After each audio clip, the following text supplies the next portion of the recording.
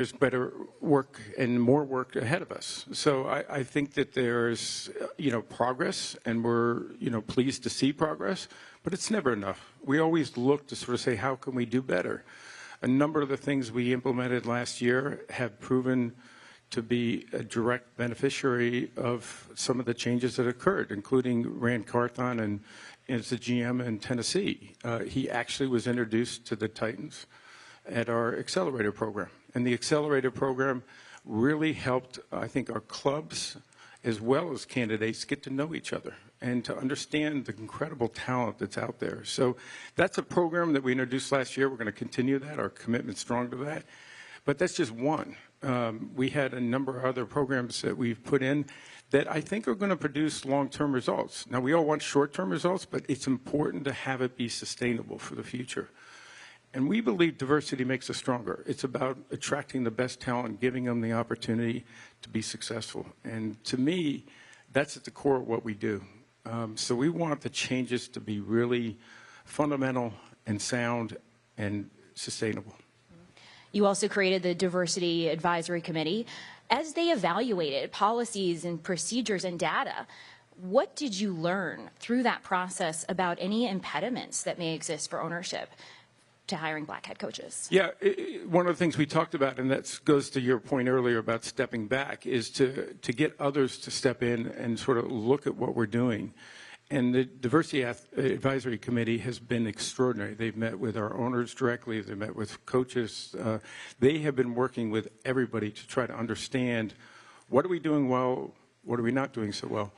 And really, to date, there really hasn't been a point of saying this is not being done well. But it's really more of a, maybe you need to focus on some of the other programs that are actually providing the right kinds of benefits and the right kinds of opportunities, and step back from some of the other programs that really weren't working. So I think it's more of a focus on what are the key things that we should be focused on, and maybe not do some of the other programs that weren't providing the kind of benefits or opportunities that we'd hoped. Okay, we're going to open it up to the room. I hope I get paid off for giving the first question to this next person with homemade cookies. She is the woman who has been asked more questions, I think, than just about anybody this week. But now we will give Donna Kelsey the chance to ask a question of the commissioner. Thanks a lot. Commissioner, I have a question. How do we get you on the New Heights podcast? I have a good answer. Ask me. Okay. I'm in. There you go. I'm asking. All right. I know how difficult it is in raising boys. I had 2 boys, and it was a taxing time. And I know that you grew up in a family with 5 boys. Were there any lessons that you learned from your mother in taking care of boys growing up? Wow. Yeah, we were 5 boys in 7 years, Donna. And my mom was the biggest influence on my life, by far. She reminds me a lot of you. She's had a great sense of humor. She enjoyed having 5 boys most of the time. And I think she was also pretty hard on us. Like she would be the first one to criticize us, but also the first one to support us, ultimately. And, she made every single one of our athletic events, which with 5 boys in 7 years is a lot of athletic events. She encouraged us to participate, to compete, to get better, but not afraid to say you've fallen short. And I'm not going to make any comments about your 2 boys, but I know this one right here needed a lot of support in high school. I was not exactly the best student, and I shouldn't say that to a lot of the younger people here. I really didn't apply myself, and my mom made it clear to me that I hadn't reached my potential yet. So I hope she's a little happier today. Thank you. Hey, Roger, you talked about RAN and the Accelerator program and the benefit of that. Fact is, over the last few hiring cycles, the league has made a lot of progress with hiring diverse candidates among the team presidents and general managers. Do you attribute that to the programs? Are you happy about that?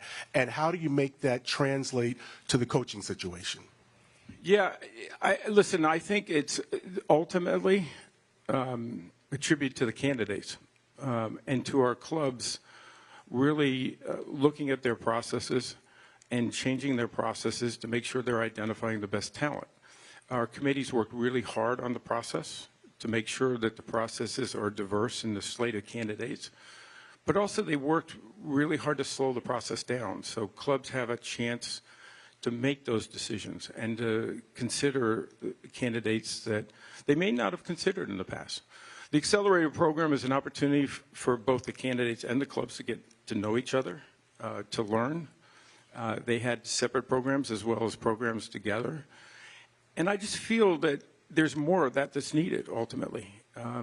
There's such great talent amongst coaches, amongst executives in our league and outside of our league, and we want to make sure we bring that in. So, yes, I credit the programs, but ultimately the candidates in our clubs.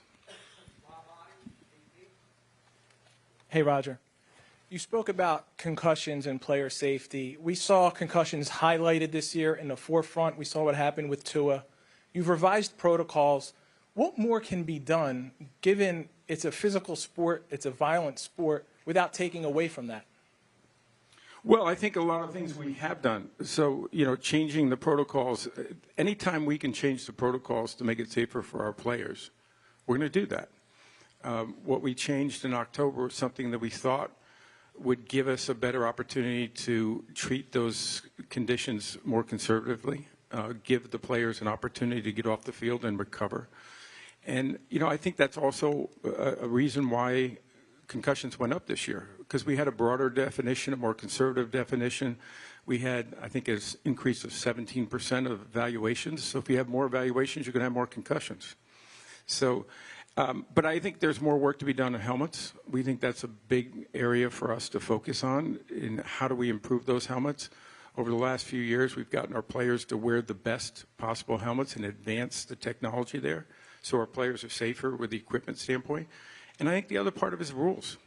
Ultimately, you want to try to take that head out of the game.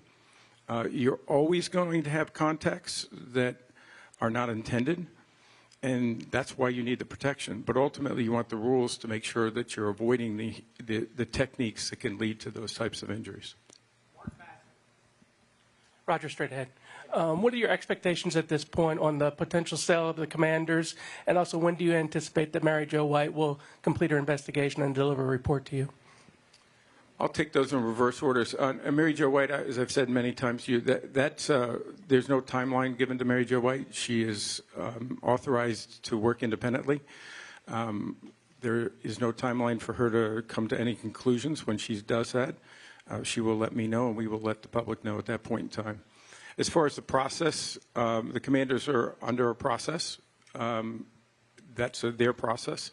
Ultimately, if they reach a conclusion and have someone that will be joining the ownership group or buying the team entirely, that's something that the ownership will look at. Hey, Roger. Jonathan Jones, CBS here. A lot's made, and I know Kaylee just brought it up, about this being the first Super Bowl with two black starting quarterbacks. What does it say to you that it took 57 years for this sort of celebration to finally be happening? There are probably a variety of reasons, probably none of them good, because the reality is there's such great talent at that position, black and white. And I think, I was talking to Doug Williams about this just last week, the pride that he has in seeing the advancement. I think there are a lot of reasons. There are our quarterbacks in general, obviously, that's the field general. I think we have 11 black starting quarterbacks today. They're some of the best leaders I've ever seen. They're extraordinary. People talk about their talent and their ability to run, but they are incredible leaders. They understand the offense. They run complex offenses, probably more complex than we've ever run in the past. And they really add such an element to the game. And I think our game has changed because of their talents. And I think the game has changed on the college level also to develop their talents earlier. And that's true for all quarterbacks. But I just think it's another example of where diversity makes you better. Think about this league without those 11 great young quarterbacks. Think about the two in the Super Bowl. They make the league better. And that's what we're so proud of. Roger, how are you? I'm good. It's clear the NFL's international efforts are going to focus heavily on the UK and Germany again in 2023 with the games coming over to Europe. How far do you think that growth can go given the success of those two markets, and how bold can the league be? Well, Neil, I think you were with me when I talked about the division back when we were in London. And, you know, the context of that, frankly, was the incredible support that we're getting for our game. Every time we play a game, whether it's in the UK or Germany, it's just extraordinary to see the reaction of the fans. When we went to Germany, which was after I saw you in London, I don't think any of us would have anticipated the kind of reaction we got there. For our first game there, and having been somebody who was involved with American football in Germany through the NFL since 1989, to me it was really rewarding to see how our fan base has expanded. And we want to make NFL football a global sport. And I think we'll continue on this path. We broke every record around our international games this year, whether it was viewership or attendance. The excitement is just extraordinary. And so what our biggest challenge is, Neil, is how do we bottle that? How do we take that and how do we make NFL football a global sport? And we're well on our way, and I think we're going to put a lot of focus on that. Hey, Mr. Goodell, my name is Max. I'm with the German Newswire DPA. Staying on that topic, the Munich game was a huge success, and now there's 2 games in Germany this upcoming season. Is that in addition to the 4 that were agreed on last year already? So that's an additional 5th game now. And also, would you also be willing to commit to a longer stay in Munich beyond that 4 games that were initially committed to last year? Listen, I think from our experience that we had last year, we're confident we're going to see that experience again with at least 1 game in Frankfurt. We're confident that we're going to continue to be there well beyond any agreement we stated even a year ago. I think you'll see more games and less than what we committed to, because it's moving the ball for us. It's actually showing the incredible support we have over there, and so our teams loved it, our league loved it, our fans loved it on a global basis. So you'll see more football in Germany. Roger. Last May, Amazon got what looked to be a strong schedule, but in the fall, viewership numbers didn't necessarily reflect that. What does the league plan to do to help Amazon continue to grow that audience? How does the NFL strike a balance between giving Amazon great games to help it grow and not giving those games to other media partners who might have an audience twice as big or larger? Kaylee, did you give him that question? I did not. I did not. Hey, Sam, let me step back for a second here. Because when we went to Amazon, we were going to a different platform intentionally. We understood that this was, in our view, a growing platform that was reaching fans that weren't watching football on traditional networks. And when we made that move, it was entirely to focus on being on that growing platform and reaching that younger demographic that really traditionally isn't watching on broadcast television. And it worked. It was exactly what we anticipated. There is absolutely zero reluctance or any negativity. We are overwhelmed, and Amazon is also, with the results of it. I think we reduced our average age of our audience almost 10 years. And that's exactly what we were looking for. And I think as you'll see Amazon broadcast starting next year and the year after, their production quality was extraordinary. Their talent was extraordinary too.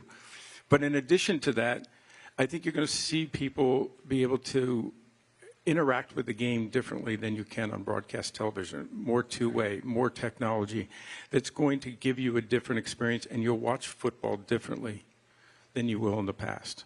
And I think that's what's exciting about new partners. And that's when we will look forward to our Sunday ticket package at YouTube.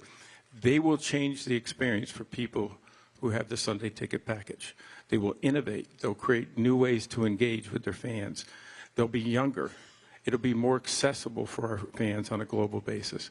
That's what we're trying to accomplish. And I think both of those partnerships are the future for us.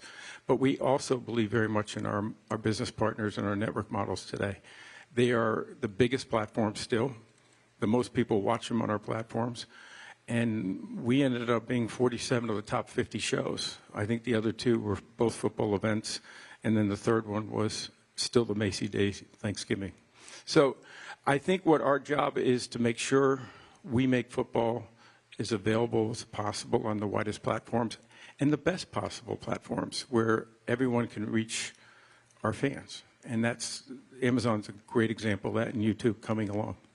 Well, and you're now entering into this 10-year broadcast rights deal, right, with your partners coming up starting in 2023. So how else can you continue to grow that presence on streaming? I know there was just the DAZN deal for international rights. You mentioned Google YouTube. What other opportunities can you, within the confines that you're set in now? Well, in some cases, it's with our broadcast partners. So Peacock is a big initiative. So we look at the digital platforms that our partners currently have and how can we continue to help build that. ESPN Plus, I believe, in the first year here, will have an exclusive game this year. That will be an extraordinary opportunity to grow that platform and to grow subscribers so more fans can experience NFL football on ESPN Plus. But that's how we look to support the digital platforms as well as the traditional linear platforms, which have been great to us and will continue to be great to us. But for us to reach fans that aren't on those platforms, we need to go into these other territories. And, Sam, you did also touch on scheduling, which I should. This is the first year of our new deal, so we'll have flexible scheduling on Monday night. So we'll have flexible scheduling on Sundays and Mondays. It wouldn't at all surprise me at some point that we have it on Thursdays at some stage, but not today. But it will certainly be something that will be in our horizon. Roger, as you talked about the benefits that the Accelerator produced on the general manager front with Rand, why do you think it's so different when it comes to coordinators and head coaches, and what are some of the ideas that you all are working on to try to advance and improve there? Well, one is when we did this, it was in May, and we did the second Accelerator in December. Obviously, it was difficult to get our coaches to participate in December. We didn't even ask because we know that their focus is on the season. And that was actually the Accelerator where Rand met the Tennessee Titans, and they were focused on their changes. So that was a sense of timing. I think when we have this off season, hopefully we can schedule better to make sure that the coaches have the opportunity to participate in that. I also think there was probably some reluctance that is this really going to be beneficial? I think now when coaches and others see that it has produced results already, I think they're going to be anxious to participate. And I think that'll be good for our clubs who love the experience. In implementing any program, you never know what the reaction is. I was overwhelmed with the reaction from our clubs. They embraced it. They thought it was terrific. The conversations were great. I participated in many of them. It's a program that has a great deal of potential, and I think it will only grow in its effect, and most importantly, its impact.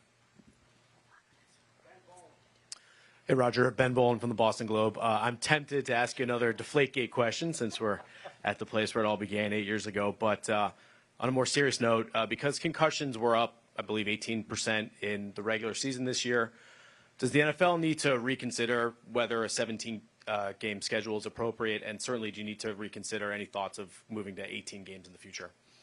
Well, Ben, a couple of specific questions or points that I would make. First off, injuries were down 6% this year, total injuries.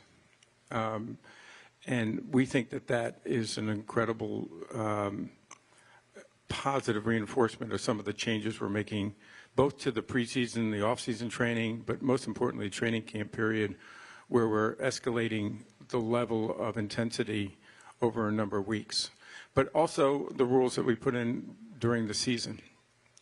Also, I would say on week 18, the injury rate is absolutely no different than any other week. So I'm not sure I accept that your premise that we need to reevaluate that. We always look at the injury rates. As you know, you guys asked for many years questions about Thursday night football. That injury rate continues to be no different than a game on Sunday.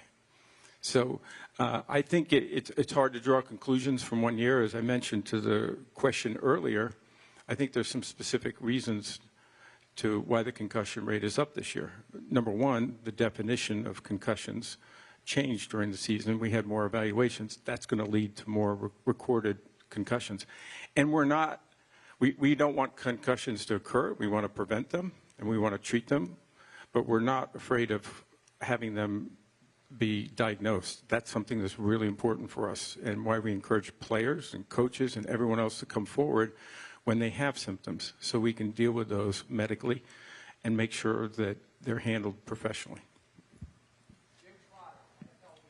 Hey, Roger. Jim Trotter, NFL Media. You and other league officials have said that the league's commitment to diversity, equity, and inclusion extend beyond the sidelines and beyond the front offices and is applied to all aspects of the company. I've worked at NFL Media for 5 years. During those 5 years, we have never had a black person in senior management in our newsroom. That's a problem because we cover a league who, according to league data, the player population is 60 to 70% black, which means that there is no one who looks like these players at the table when decisions are being made about how they are covered. More concerning is that for a year plus now, we have never had a full-time black employee on the news desk, which again is a problem because we cover a league whose player population is 60 to 70% black according to league data. I asked you about these things last year, and what you told me is that the league had fallen short and you were going to review all of your policies and practices to try and improve this. And yet a year later, nothing has changed. You know, James Baldwin once said that I can't believe what you say because I see what you do. And so I would ask you as an employee, when are we in the newsroom going to have a black person in senior management, and when will we have a full-time black employee on the news desk? Well, Jim, I am not in charge of the newsroom, so I think can I answer your question? As you point out, it's the same question you asked last year. And we did go back, and we have reviewed everything we've been doing across the league. And we are looking at everything from vendors that we're working with, to partners that we're working with, to ownership where we've seen significant changes in diversity just this year. And I'm not specific, do not know specifically about the media business. We'll check in again with our people, but I am comfortable that we made significant progress across the league. I can't answer the specific questions. Some of the data you may have raised there may be accurate, maybe not. Last year I was told some of it wasn't. We'll get to you on that. We want to make progress across the board, and that includes in the media room. And so those are things that we'll continue to look at and hopefully make real progress to. I can't answer because I do not know specifically what those numbers are today. Hey, Roger. We just had the Pro Bowl games in Las Vegas. Wanted to get your thoughts about how that transpired and if the future location has been picked for that. And then next year at this time we'll be in Las Vegas for the Super Bowl. Based off, the Pro Bowl and the draft already held there, how big can the Las Vegas Super Bowl be? I guess on the last point, and I'll make sure I come back to the Pro Bowl, I think I'd be making a mistake underestimating anything that happens in Vegas and how big it can be. The draft was extraordinary for us. The Pro Bowl last week was incredibly well done. We had 52,000 people there, paying customers that really enjoyed the experience. They wrapped their arms around this event. I think the players loved being there and their families. I think it was a great location for us. The Raiders facility was extraordinary. The stadium is always the best of the best. So to me, the Pro Bowl was a pivotal moment for us because we had to make a determination that the Pro Bowl in its current state last year was not something that represented the NFL well. And I've talked about that many times. We made the pivot to say we're not going to play this game in the same context. And in fact, I think it was Russell Wilson who called me the Tuesday afterward and said, let's play a flag game. And our team, and I give our team, Peter O'Reilly and so many others in our organization, incredible kudos for reevaluating everything we did there and coming up with a concept that our players loved, that they were part of making those changes. And when I was there on Thursday, the players were just they were wonderful. They loved it. They were embracing it. They thought this was a great forum. I loved watching it because you got to see the players' personality. You got to see their faces. You got to see them compete. They loved the flag game. So I think we have a lot to build on there. And I don't see us going back in any way. I think this is the future for us. Flag is such an important initiative for us with boys, girls, men, and women. There's just an opportunity here for us to grow our game globally with flag football. And so we've seen a lot of the people that have participated in that and how they're embracing that. And seeing NFL players do that, I think is just going to help launch us even faster. Hey, it's the Play 60 Super Kid. How does it feel being booed at the NFL draft? Well, Julia, thanks for your question. I actually love it personally because, you know, it's a way for fans to interact. It's a way for them to be part of it. And I always tell this story. There was a former player, I'll leave his name out right now, but played for the Dallas Cowboys, and he saw me getting booed. And he said, "Do you think they're going to boo me?" And we were in Philadelphia at the time. Philadelphia fans are pretty good at booing, let me just tell you. That was one of the highlights that I remember. And I said, "They're going to boo you so hard, you're not going to believe it. You're almost going to get pushed back. So you ought to come back with something else. You ought to come back with some other offensive play." So he came out, and all he did is talk about the great Dallas Cowboys and the Super Bowl champions. And the Philadelphia fans went at him like you can't believe. And he said, that was the most I've ever been booed in my life. But he turned it around, and he made it a positive. And it was extraordinary. So I think it was a great moment for us to have our fans engage and have our former players engage and even active players engage. And so that's what makes the draft special. Hello, Commissioner. Over this side, to your left. As we all know, there won't be an international game played in Mexico this year, so many fans are wondering what plans are there in place for the NFL, for Mexico in 2024 and beyond. Well, for those who may not know, the reason we're not going to be in Mexico is not because of the lack of support or our desire to be there. It's because the stadium is going to be renovated for the World Cup. So when that stadium is completed and we can come back, we're coming back. Mexico is one of the places we want to continue to play. The fans there are just amazing, and so we'll be back. We have Jose, Arizona Republic. Microphone. I got it. Over here. Hey, Commissioner. Thank you. Okay. Just a question about just players with big personalities and the league embracing that kind of thing. Guys like Travis Kelce and some of the other big personalities that are out there, and the importance of just having that and guys like that to having the freedom to express themselves. Well, I think it's great.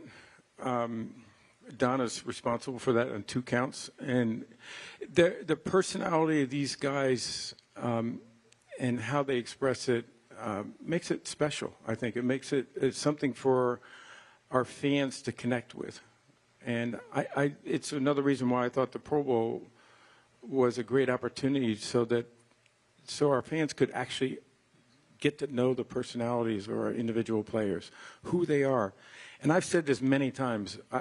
As a group, our players are the most extraordinary young men I've ever met. Not just because of their talents on the field, but what they do in their communities. They're active. Their families are active. They're trying to make their communities better. They use their platforms for good. They use their platforms to bring people together. And to me, I'm incredibly proud of what they are. So the more people see who these men are, the better for us as the NFL, because I think they're why people root for the game, ultimately, and I think they make a huge difference. Roger over here, Ken Bell's, the New York Times. The day after Damar Hamlin was revived on the field, Troy Vincent was asked about benefits for retired players, and he said that Damar would be taken care of. but hundreds, if not thousands, of retired players are denied benefits under the collectively bargained plan. I just wonder how you justify that. Well, Ken, I first have to start back again. So our player compensation this year is $10 billion. That's in salary, bonuses, but also in benefits. I think $2.5 billion of that is in benefits. It's a program that we collectively bargained with our union. We have improved that in almost every CBA since, I think, the early 90s. I think the benefits are extraordinary for our players. But as you know, it's a defined benefit plan also. A defined benefit plan operates under governmental law. And we have to obviously have a system to be able to identify who qualifies for those benefits and who doesn't qualify for those benefits. And that's done with the union and management. And the facts are that's done independently with doctors who make a determination of whether the benefit and an individual qualifies under that program. So you don't want people to benefit from it that don't qualify for it because it takes away from people who do qualify for it. So you're always going to have people who may think they qualify for it. Doctors disagree. The joint board disagrees. That's a way the system works. But I would tell you the benefits in the NFL are off the charts. Charles Robinson from Yahoo Sports. There was a consequential third down that was replayed in the AFC Championship game, and it's been reported that that was due to intervention from the league office. There have been various points during the course of the season where critical voices have raised issues with officiating. Mike Vrabel, during what was essentially a league-wide email in October, Tony Dungy, most recently Aaron Rodgers has questioned a talent drain of officials heading to network TV. Are these voices resonating with you, and do you see this as something that needs to be addressed going into this offseason, how the league is handling the talent and process of officiating? When you say talent, what do you mean? There have been multiple officials that have left the league to go to network television jobs. This was something that was most recently raised by Aaron Rodgers, individuals with experience. He has questioned, is the NFL paying officials enough to stay in the league? And also there have been questions raised about just the general training and overall level of officiating in the league. Well, I would disagree with several of the points you're making in there. So, yes, we listen to all the voices. Let's just start with that point. But we like to go to the facts, ultimately. So just to take your point, are we losing people from the field to the booth? There are some that never even officiated on the NFL field. And so we didn't lose anyone. May have lost them from our office, but we didn't lose them from officiating on the field. Others are taking on that responsibility at the end of their careers. So I do not think that's a factor at all, zero. I think for us, when you look at officiating, I don't think it's ever been better in the league. There are over 42,000 plays in a season. Multiple infractions could occur on any play. Take that out and extrapolate that. That's hundreds, if not millions, of potential fouls. And our officials do an extraordinary job of getting those. Are there mistakes in the context of that? Yes. They are not perfect, and officiating never will. But we've also had, obviously, replay and other aspects that help us address those issues to make sure they're not something that we can't correct on the field. Communications between our office, that is not the case. In the championship game, that was stopped appropriately because the clock was running by an official on the field. That happens frequently in our game. That's not an unusual thing to have that happen. So, again, we want to go back and look at the facts. We may not disagree, we may not agree with every TV announcer or every officiating expert, but we think our officials are doing a great job. But we're always going to look through our competition committee and everything else we have, how we improve our officiating. But it will never be perfect. In addition, I think we all have to realize through the quality of what we see on our broadcast, you've never been able to see the kinds of things that you can see today. And you see it in super slow-mo. You see it where you can actually stop it. Sometimes that distorts a call potentially, but the reality is our officials are held to an incredibly high standard, and I think they meet it. Will we try to get better? You betcha.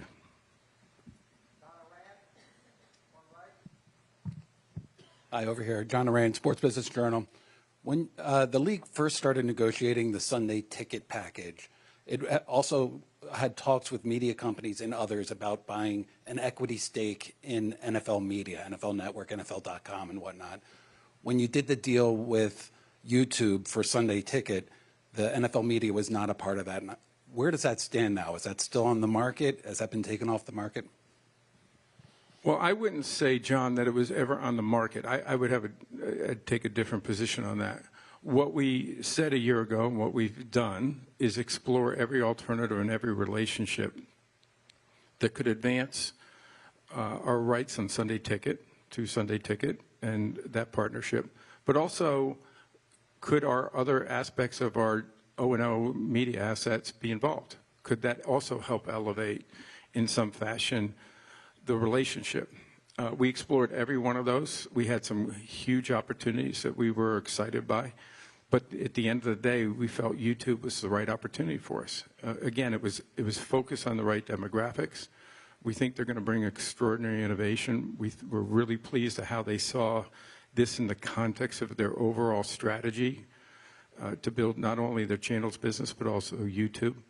And for us, we think it's the absolute right partner. Will we continue to talk to people about our media assets? Absolutely.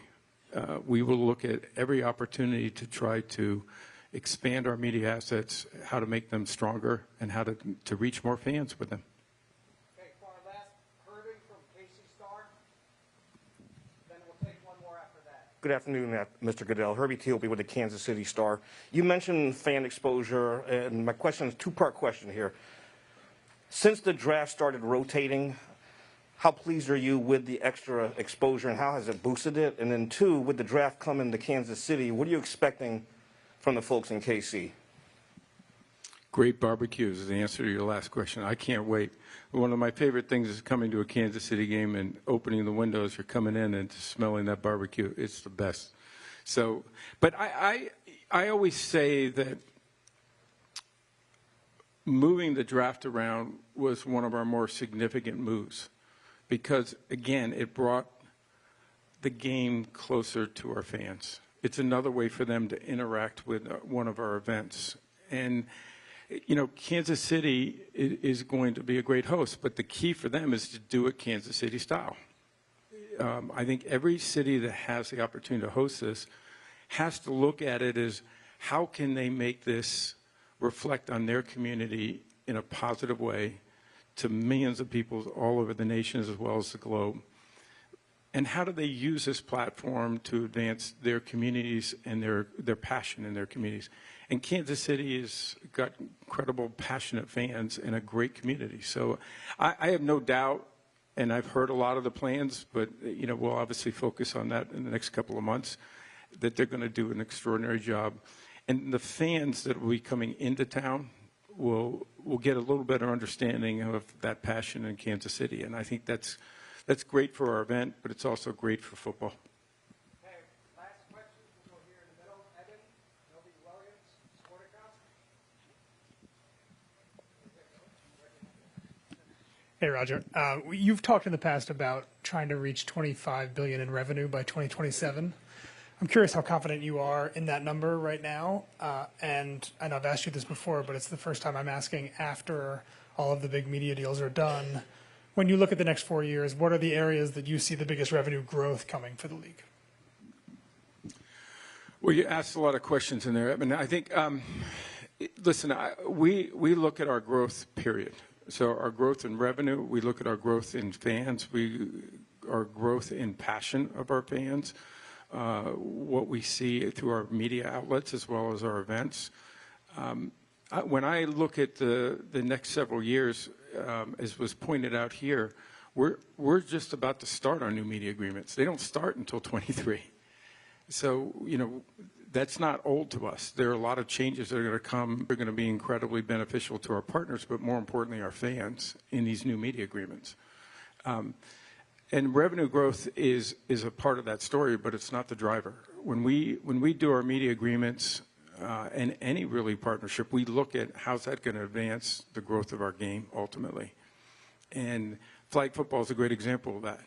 That's not being driven by a revenue target. It's being driven by getting young boys and girls and men and women playing flag football and participating in football in a way they haven't been able to do. And so it's far beyond just revenue for us. I'm highly confident the best days of the NFL are ahead of it. We like our position today, but we're not satisfied. We're not comfortable. We're going to seek that improvement. We're going to look for that growth every which way we can. Well, our thanks to Phoenix for hosting us all. Michael Bidwell, no doubt, great weather in Arizona, much appreciated. Next year, Las Vegas. And then do you have any timeline you can give us for when an announcement could be made on cities in top consideration for Super Bowls after that? Well, first, let me go back. I want to thank Mike. I don't know if David's here, Fitz, Jay. I got to tell you, this community has opened their arms. This is a wonderful community. It's a diverse community. The indigenous communities here, we're so proud to partner with them also. Mike, for your leadership with the Super Bowl host committee and this community of great leaders and so many people that have made this special. I know it's only Wednesday, and I know I always say wait till Tuesday and we'll talk about it, but you've done an extraordinary job, and I think we're going to have a great week. As far as Super Bowls going forward, later in 23, we'll be doing at least one more Super Bowl, if not two. So we look forward to it. They need more planning, more timing. So we need actually more years because they just get bigger and bigger. And so we need to have a little bit more of a runway to try to do some of the planning that we now do around Super Bowl.